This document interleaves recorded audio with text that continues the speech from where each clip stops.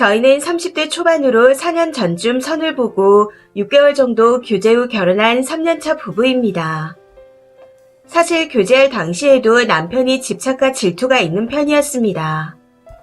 심한 정도는 아니고 귀여운 정도라 딱히 별 생각이 없었었죠. 그런데 문제는 결혼하고 둘 다 몸에 아무런 문제가 없음에도 애가 안 들어서더라고요. 의사 선생님께서도 그냥 운이 없었다고 말씀하셨고요. 당시 아이를 갖기 위해 잠시 일을 쉬고 집에 있었는데 그 기간이 점점 길어지다 보니 못 참겠더군요. 제가 워낙 활동적이라 집에만 있기 힘들어 다시 일을 시작하게 되었고 그 이후부터 남편의 집착과 질투가 심해지기 시작했습니다. 회사에서 점심을 먹으러 간다 하면 누구랑 먹냐? 남자랑 둘이 먹는 거 아니냐? 하는 말부터 시작해서 주말에 친구 좀 만날라 치면 누구냐? 어디서 만나냐? 하며 꼬치꼬치 물어봅니다. 혹시라도 친구들 중 남자가 섞여있기라도 하면 6시 전에 들어와라. 회식 가면 무조건 30분마다 사진 보내라. 하면서 사람을 미치게 만듭니다. 그러다 제가 사진을 안 보내면 다른 곳에 간 거 아니냐며 미친 듯이 의심하고 회식 자리까지 찾아올 정도입니다. 이게 계속되니 사람이 점점 돌아버릴 것 같더라고요. 그래서 도저히 안 되겠다 싶어 너 이거 의처증이다. 상담받자. 하고 남편에게 권했습니다. 그런데 남편은 그 즉시 거절하더군요. 이건 사랑하는 사이에서 당연한 거다 하면서요. 처음에는 몰랐었는데 친구들 표현으론 가스라이팅을 계속 시도하는 것 같다고 합니다. 저는 남편을 선보고 만나게 되었지만 많이 사랑했기에 그간 부부관계를 잘 유지하려고 열심히 노력했습니다. 활동적인 편이라 운동과 여러 가지 액티비티를 좋아하는데 움직이는 걸 싫어하는 남편 때문에 거의 안 나가고 주말마다 남편 취미를 같이 해주려고 노력했었죠. 그럼에도 계속 의심하기에 더는 의심받기 싫어서 폰에 비밀번호도 안 걸어둔 지 1년이 넘었습니다. 그런데도 의심이 끊이질 않더라고요. 오히려 공기계 있는 거 아니냐 하며 의심하고 야근을 하고 오면 모텔 갔다 왔냐 하는 등 막말이 더 심해져만 갔습니다. 이것도 일종의 정신적인 아픔이니 화를 내며 싸우기보단 같이 고쳐나가려고 남편과 많이 노력했습니다. 그런데 잘 참다가도 조금만 의심되면 주체를 못하고 그걸 그대로 저한테 다 표현해서 상처를 주더라고요. 시부모님 사이에 문제가 있는 것도 아닌데 도대체 뭘 보고 자랐길래 저러나 하는 생각까지 들 정도였죠. 아무튼 아무리 빡쳐도 언성을 조금 높이기만 하며 참고 달랬었는데 최근에는 참지 못하고 악을 쓰며 화를 내게 되었습니다. 도대체 뭘 어떻게 해야 안심할 거냐? 내가 뭘 하면 믿어줄 거냐? 하면서 미친 듯이 울고 소리를 지르게 되었어요. 남편은 그런 저를 보며 한참을 생각하더니 퍼플 타투를 남들이 볼 수 있는 곳에 해달라고 요구하더군요. 현재 남편이 작은 타투를 몇 개 한 상태이고 저도 딱히 타투에 대한 거부감이 없었기에 그래, 부부 타투, 커플 타투 그 작은 거 하나로 안 미치고 살 수 있으면 해주겠다 하고 말했습니다.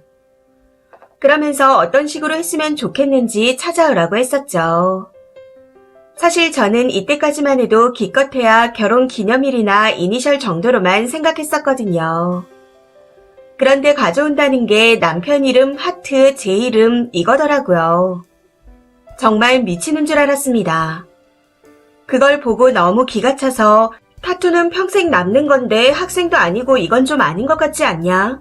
하고 물었더니 결혼 기념일이나 이니셜은 다른 사람이 물어봤을 때 둘러댈 수 있다며 대놓고 저런 식으로 해야 안심할 수 있을 것 같다 하는 겁니다. 그런데 아무리 생각해도 학생도 아니고 심지어 평생 남을 타투로 저건 아닌 것 같더라고요. 그래서 못하겠다 했습니다. 그랬더니 이번에는 그냥 자기 이름 석자와 함께 하트를 그려달라고 하더라고요. 그 말을 듣는데 눈앞이 캄캄해지는 것 같았습니다. 딱 봐도 안 예쁜 게 보여 너무 싫었고 이렇게까지 해야 안심하는 게 정상은 아닌 것 같다는 생각이 들었거든요. 그래서 이니셜 정도라면 괜찮은데 한글 이름 석자는 너무한 것 같다고 계속 설득했더니 역시 뭐 구린 게 있는 거 아니냐며 노발대발 하는 겁니다. 거기서 더 이상은 못 버틸 것 같아 진지하게 이혼을 생각하게 되어 현재는 친정으로 도망쳐온 상태입니다. 그런데 그날 이후 매일 문자와 전화를 거짓말 안 하고 수백 통씩 해오고 있네요. 시댁에 말했더니 아들한테 잘 얘기해보겠다. 미안하다. 하고 말씀하시던데 실패하신 것 같습니다. 오늘도 조금 전에 남편에게 전화가 왔거든요. 이게 이혼 사유가 될 수도 있는 건가 싶고 혹시 남편의 의처증을 극복한 분들이 계시면 마지막으로 딱 한번 노력해보려 하니 조언 좀 부탁드립니다. 정신이 피폐해지다 보니 이제는 그냥 골반 정도의 이름 석자 새겨주고 다시 다정했던 남편으로 돌아와줬으면 좋겠다는 생각까지 드네요. 제가 생각해도 제 자신이 미친 것 같습니다. 아이를 만들면 괜찮아질까 하는 생각까지 하고 있으니까요.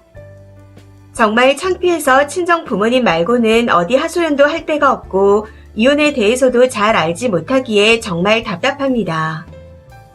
검색을 해보니 변호사와 상담을 먼저 하면 이혼에 대한 경고 없이 섣불리 일을 진행한 걸로 돼서 불리하게 작용할 수도 있다고 하시기에 조언을 구하고자 글을 씁니다. 사람 하나 살린다 생각하고 많은 조언 부탁드려요. 추가입니다. 많은 분들이 조언해 주시는 거 보고 바로 내일 변호사 상담부터 잡았습니다. 일단 전화 통화로 대략적인 상황을 설명하니 변호사분도 놀라며 최대한 빠른 시일 내에 상담을 해보자고 하시더라고요. 합의 이혼은 남편 성정상 절대 안 될 것 같으니 지금부터 증거를 모으고 이혼 소송 준비를 하자 하셨습니다. 유책 배우자는 남편이 확실하다고 하시면서요. 그래서 오늘 오후 내내 타투에 대해 긍정적으로 생각하고 미안해하는 척하며 여태까지 남편이 저한테 했던 막말들과 타투 강요했던 걸 인정하는 내용으로 녹음부터 해서 카톡까지 증거를 다 남겨놓았습니다. 내일 변호사 상담 후 정신과 상담도 다녀와 보려고요. 저런 놈이랑 오래 같이 살았더니 저도 자꾸 헛생각이 드는 것 같아서요. 한편으로는 무섭기도 하고 제 나날들이 억울하고 아깝기도 해서 많이 망설였지만 남편의 행동에 대해 틀렸다는 확신이 서고 제가 틀린 게 아니라는 확신을 가지게 되니 더 이상 참을 필요가 없다는 생각이 듭니다. 안전 이혼이 불가능할까봐 그게 제일 걱정인데 미친놈 못 거르고 정신 못 차리고 데리고 산 내 탓이다. 내 업보다 하고 생각하려고 합니다. 어차피 친정 부모님도 이사하실 계획이 있으셔서 같이 다른 지역으로 몰래 이사할 계획까지 생각해보고 있는 중이고요. 응원도 쓴소리도 조언도 전부 감사드립니다. 정신을 차리고 나는 피해자고 저게 미친놈이다 하는 확신을 갖는 데 많은 도움이 되었습니다. 감사합니다. 댓글입니다. 첫 번째, 의처증 또는 의부증은 둘 중 한 명이 죽어야 끝난다고 했습니다. 고쳐 쓸 생각 말고 안전하게 이혼할 수 있는 방법부터 생각하세요. 이혼하자 하면 본인 잘못은 생각 못하고 내가 그럴 줄 알았다. 남자 생겨서 이 핑계로 이혼하자 하는 거냐 하고 나올 겁니다. 두 번째, 님 꼭 전기 충격기 같은 거 사서 휴대하세요. 호신용품 중엔 그게 제일 나아요. 되도록이면 가족들도 하나씩 주시고요. 연세가 있으셔서 거추장스러워 하시면 조그만 열쇠고리에 달 수 있는 스프레이라도 사드리세요. 님은 꼭 전기 충격기를 들고 다니시고요. 세 번째, 전에 어떤 분은 애가 생기니 자기 자식 맞냐고 의심하더라고요. 친자 검사만 업체 바꾸면서 3번을 했습니다. 우리나라에 유전자 검사하는 업체가 그렇게 많은 줄 처음 알았네요. 아들이 중학생 때는 아들하고 붙어먹은 거 아니냐며 아들과 마누라를 패고 난리를 치더군요. 그때 알게 되었습니다. 암은 수술이라도 하지 의처증엔 답이 없다는 것을요. 안전하게 빠져나올 수 있기를 기도하겠습니다. 네 번째, 안전이혼 하시길. 저런 놈은 타투를 해줘도 동명이인 만나는 거 아니냐고 지랄을 할 듯 합니다. 다섯 번째, 정신병은 같이 사는 사람에게도 영향을 주는데 쓰니도 이미 판단력이 많이 떨어진 듯 하네요. 그렇게 시달리는데 눈치를 못 챈 것도 문제고요. 안전 이혼을 최우선으로 생각하고 진행해야겠습니다. 신문의 날 사건 안 만들려면요. 6번째. 의처증을 경험한 사람인데 진짜 이혼도 쉽게 안 해줍니다. 그냥 걔 진상이라고 보면 될 거예요. 처갓집 식구 앞에선 무릎 꿇고 울고불고 잘못했다 싹싹 빌던데 그러다 둘이 있으면 사페처럼 표정이 싹 변하면서 왜 일렀냐 하며 또 괴롭힙니다. 의처증과 집착은 사랑이 아니라 병입니다. 증거 잘 모으셔서 안전이별하세요. 7번째. 저런 사람들이 범죄를 저지르는 겁니다. 이런 놈들에게 잘못 걸리면 평생 못 벗어나요. 님을 지배하는 게 목적이거든요.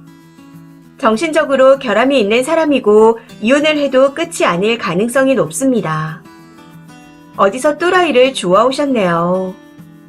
범죄 표적이 되고 싶지 않으시면 얼른 도망치세요. 진짜 무서운 스타일의 남자입니다. 정말 소름 끼치네요. 이 사연은 여기까지입니다. 시청해주셔서 감사합니다.